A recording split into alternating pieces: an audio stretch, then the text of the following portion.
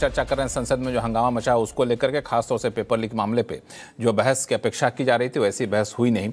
Break पे जाने से पहले आशुतोष जी ने दो बड़े गंभीर बातें कही। हालांकि उनका कहना है कि आरोप नहीं है, उसमें से एक बात है तो कंगना रनौत की बातों को कोट किया और कहा कि इस पर बीजेपी को सफाई देनी चाहिए, कंगना रनौत से किनारा करने के लिए बयान देना चाहिए। दूसरा जो मेरे हिसाब से आरोप है वो ये कि वहां पे ट्रकों में पत्थर भर के जो लाए गए दरअसल छात्रों को डिस्क्रेडिट करने की एक साजिश थी और कुछ नहीं था। जफर इस्लाम साहब आपके पास आऊंगा, लेकिन एक छोटा सा जवाब मैं चाहूंगा विक्रम सिंह साहब से। विक्रम सिंह साहब, जब भी ऐसे कोई आंदोलन होते हैं, धरना प्रदर्शन होता है, तो क्या कितना संभव होता है कि ट्रकों में पत्थर उत्थर भर के ले आए और वहां स्थानीय प्रशासन देखता रहे या फिर किस साजिश का हिस्सा बन जाए?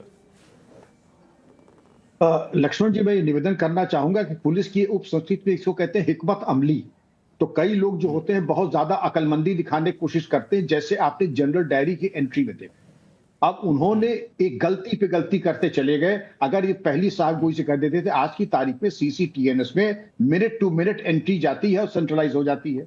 आप अगर कह देते कि मैंने 2 राउंड चलवाया, हमने ऑर्डर दिया डीसीपी भाटिया साहब ने और हमने उसमें बुराई क्या थी, वो तो बिल्कुल जायज है और किसी की कैजुअलिटी नहीं हुई है, स्किन डीप इंजरीज है, लेकिन आप बच जाते हैं। लेकिन जब इस चीज में दिखाई ये पड़ रहा है कि लीपापोती का प्रयास हुआ। अब ट्रक की बात करें, ट्रक एक एक्सीडेंट में इन्वॉल्व थी और जाकर के पार्लियामेंट स्ट्रीट पुलिस स्टेशन के सामने माल मुकदमाती होकर के मालखाने में जमा थी।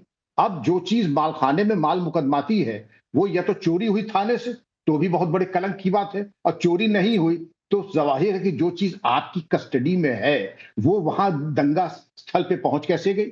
ये चीज ये है, ये मैं समझता हूं कि बड़े सीरियस इंप्लीकेशंस इसके हैं और इसके बारे में साफ गोई से आना चाहिए कि आखिर वो पहुंची कहां।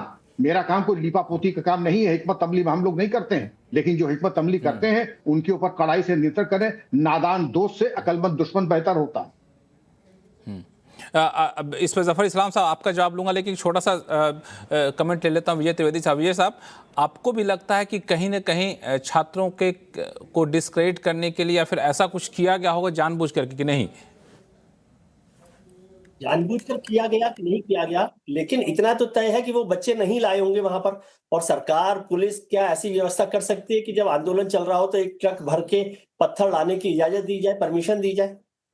मुझे नहीं पता कि जानबूझकर हुआ। और जैसे विक्रम सिंह साहब ने बता ही दिया साफ साफ कि थाने में रखा हुआ ट्रक जो है वो बाहर आया है, तो बच्चे लेकर आए हैं या पुलिस लेकर आई है या कौन लेकर आया, ये भी जांच कर सकते हैं ना। यदि बच्चे उठा लाए हैं और इतनी मजबूत पुलिस है उसके बाद भी ऐसा हो सकता है, तो ये हैरानी की बात है। आशुतोष जी कंगना जी की बात कर रहे हैं, उसमें इतना नाराज होने की बात नहीं है। अभी अभी 2014 में देश आजाद हुआ है, तो थोड़ा सा टाइम लगता है सब कुछ सीखने में, इसलिए कंगना जी की बात को इतना गंभीरता से नहीं लेना चाहिए। ये सब चीजें चलती रहती है पॉलिटिकल बयानों में, वो क्या बोल रहे हैं क्या नहीं बोल रहे हैं। प्रधानमंत्री ने जब छात्रों से बात की सीधे, तो आप उसको गंभीरता से लीजिए, किस तरह से बात हो रही है। विजय, अब क्या क्या बयान दे रहे हैं इसमें सरकार मुश्किल में। माफ करिएगा, मैं आपको बीच में टोक रहा हूं, माफ करेगा मुझे। मैं गंभीरता से नहीं लेता। भारतीय जनता पार्टी को ऐसे मेंबर ऑफ पार्लियामेंट को गंभीरता से लेना चाहिए। ऐसे member of parliament Bharatiya Janata party की छवि को धूमिल करते हैं, बर्बाद करने की कोशिश करते हैं, और उनको लगता है कि इस तरीके की बयानबाजी करके वो प्रधानमंत्री नरेंद्र मोदी की गुड लिस्ट में आ जाएंगे, गृहमंत्री गुड लिस्ट में आ जाएंगे। और ये पहली बार नहीं है। ये जिस तरीके से हिंदुस्तान के चीफ जस्टिस ऑफ इंडिया ने तमाम छात्र युवाओं को काक्रोच का, उसका असर आपने देखा क्या हुआ। कल अगर इसी जन गटर के बयान पे अगर छात्र फिर धरने में बैठ जाए तो क्या होगा? नहीं, मैं इस बात पर सहमत हूं। इस्लाम साहब 100% सहमत हूं इस तरह की बातों पर। देखिए, मैं पहली बात तो एक मिनट, विजय त्रिवेदी जी अपनी बात पूरी कर लेते फिर आपके पास ऐसा है जी। ये आशुतोष जी की बात से थोड़ा सा और आगे चलकर कि संसद में भी बहुत सारे मित्र हैं जो आशुतोष जी के मित्र ही रहे हैं, भारतीय जनता पार्टी के सांसद हैं। वो जिस तरह की चर्चा बातचीत करते हैं कांग्रेस के नेताओं के लिए, दूसरे नेताओं के लिए, उस पर भी कौन सी कार्रवाई होती है? मैंने तो देखी नहीं है। और उससे कोई भारतीय जनता पार्टी का फायदा होता हो ऐसा भी मुझे नहीं लगा कभी। लेकिन ये तो खुद पार्टी को तय करना है। जफर साहब देखिए, मैं इस बात को तस्लीम करता हूं कि किसी भी रिस्पॉन्सिबल पार्टी के लीडर को बहुत सोच समझ के कोई कमेंट करना चाहिए। लेकिन उन्होंने जो कमेंट किया था उसके बाद में आप लोगों ने उनकी सफाई के बारे में कुछ बताया नहीं कि उन्होंने सफाई भी दी उस पर। उनका कहने का मकसद ये था कि जो गटर का वर्ड उन्होंने किया कि बेसिकली जो एंटी सोशल एलिमेंट्स उसमें जो शामिल हो गए थे वो बेसिकली उनके बारे में रेफर किया था उन्होंने। जो मुझे लगता है कि शब्दों का, मैं देखे सिंसेरिटी के साथ कह रहा हूँ, शब्दों का सही प्रयोग करने से इस तरह की दिक्कतें नहीं आती। अगर आपका मकसद जो आप कहना चाह रहे थे उसको अगर आप थोड़ा और साफ तरीके से बोलते तो ये कठिनाई नहीं आती या कोई आप पर टीका टिप्पणी नहीं करता। मुझे लगता है कि इसका सभी को ध्यान देना चाहिए। जब उनको कहना था ये एंटी सोशल एलिमेंट्स के बारे में तो बहुत साफगोई से उतने ही तक बोलती, लेकिन अगर उन्होंने ऐसा जाहिर जो इंटेंशन था उनकी बातों से अगर पूरे तौर से छलकता तो ज़्यादा अच्छा। जाहिर है वो बच्चों के बारे में तो कोई नहीं कहता, आदरणीय प्रधानमंत्री खुद ने कहा है, तो उसके बाद तो किसी भी मेंबर ऑफ पार्लियामेंट के किसी भी हमारे पार्टी के लीडर की हैसियत नहीं है कि वो कोई बेतुकी आउट ऑफ टर्न बयान दे दे, लेकिन कोई बयान के बारे में सही से क्लैरिटी से ना दे, ये हो सकता है। और शायद यही केस कंगना जी के साथ हुआ और बाद में उन्होंने सफाई भी दे दी। नहीं, एक दूसरा सवाल जो उठा, आ रहा हूँ अनुमा जी आपके पास आ रहा हूँ, एक दूसरा सवाल जो उठा जो बाकी वक्ताओं ने कहा कि वहाँ पे पत्थर वाले ट्रक कैसे आ गए, और ऐसी चीज़ें तो होती नहीं जब तक कि कोई आशुतोष जी कहना था कि एक छात्रों को डिस्क्रेडिट करने की साजिश थी।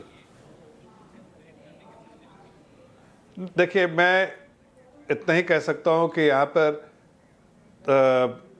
एक्स डीजीपी बैठे हैं, यहाँ पर बड़े पत्रकार बैठे हैं। ये कोई भी चीज़ के बारे में स्पेकुलेट करना या जजमेंटल होना ये सही नहीं है। फैक्ट्स जो है वो करना और जजमेंटल होना पूरे तौर से आते हैं, सही नहीं है। जानकारी आएगी तब दी जाएगी, इस बात वो आ जाए तो उसके बारे में आप टीका टिप्पणी कीजिए। अनुमा आचार्य जी कुछ जोड़ना चाहते हैं? ये कहना चाहते थे कि मुझे आपके चैनल पे आके अच्छा लगा, लेकिन एक शिकायत भी है।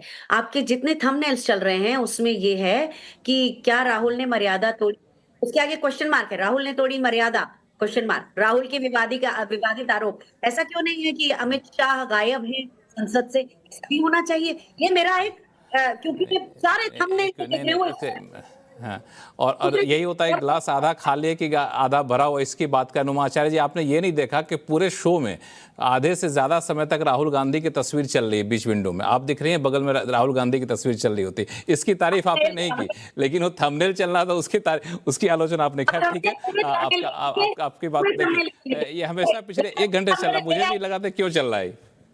मेरा एक और मेरा जो बीजेपी को जनता की जरूरत ही नहीं है, इसीलिए उसके एमपी इतने अहंकार वाले हैं। बीजेपी ने अपने वोटर चुन लिए हैं तो उसको जनता की जरूरत ही नहीं है, इसीलिए चाहे वो प्रज्ञा सिंह ठाकुर हो जो अनाप शनाप बयान देती है और गोडसे को एक बहुत बड़ा देश प्रेमी बताती है, और मोदी जी कह के छूट जाते हैं कि मैं दिल से नहीं माफ कर सकूंगा। ऐसे ही कंगना रनावत भी, ऐसे कितने नए सांसद हैं कांग्रेस के या दूसरे किसी पार्टी के जो कंगना की तरह सीख रहे हैं, मतलब 35-38 साल की उम्र में सीख रहे हैं। विजय जी, आपसे उम्मीद नहीं थी कि आप इस तरह का कंसेशंस दे देंगे, इतने बड़े अच्छे पत्रकार होने के बावजूद, कि नहीं वो तो सीख रही हैं, छोटी बच्ची है ना अभी, तो जेन जी है वो जरूर कटाक्ष क्या पता नहीं, मैं तो कटाक्ष के तौर पे ले रहा था उसको। आपने सुना, विजय जी सफाई दे दीजिए, आप ही विजय जी सफाई दे दीजिए। लक्ष्मण जी इस बात को समझ गए, मुझे सफाई देने की जरूरत, मैंने तो कहा कि अभी उनके लिए 2014 में ही देश आजाद हुआ है। मैं तो आपकी बात से एक कदम आगे बढ़कर बोला था अनुवा जी, कोई बात नहीं। कहना चाहती हूँ कि ये सरकार वो है कि जिसके सांसद कुछ भी बोले, दानिश अंसारी जी को जिस तरह से रमेश विधुड़ी ने बोला, किसने नहीं देखा?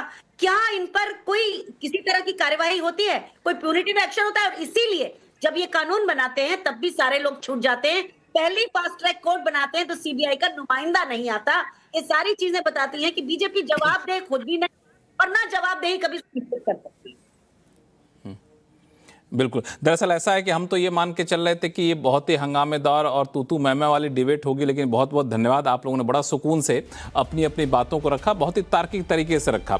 लेकिन मुझे सिर्फ डर इस बात का है कि राहुल गांधी जी ने अब साफ तौर से कह दिया है कि हम गृह मंत्री का इस्तीफा मांगेंगे, उस माफ़ी नहीं मांगेंगे, और अभी सदन की कार्रवाई का दिन कई दिन बचे हुए हैं। ऐसे में पता नहीं कल से सदन चल पाएगा कि नहीं चल पाएगा, इसको लेकर दुविधा बची हुई है। बिल वैसे राज्यसभा भी जाएगा पारित होने के लिए, तो मुझे लगता है कि हंगामा रहे या फिर सरकार की तरफ से बयान दे के सब कुछ खत्म कर दिया जाए, इसकी भी संभावना बनी रहती है क्या? हम लोग आने वाले दिनों में देखेंगे इसको। लेकिन आप सही मेहमानों का बहुत बहुत धन्यवाद अपना कीमती समय हमारे निकालने के लिए। आवाज़ अड्डा फिलहाल इतना ही। देखते रहिए CNBC आवाज़। नमस्कार।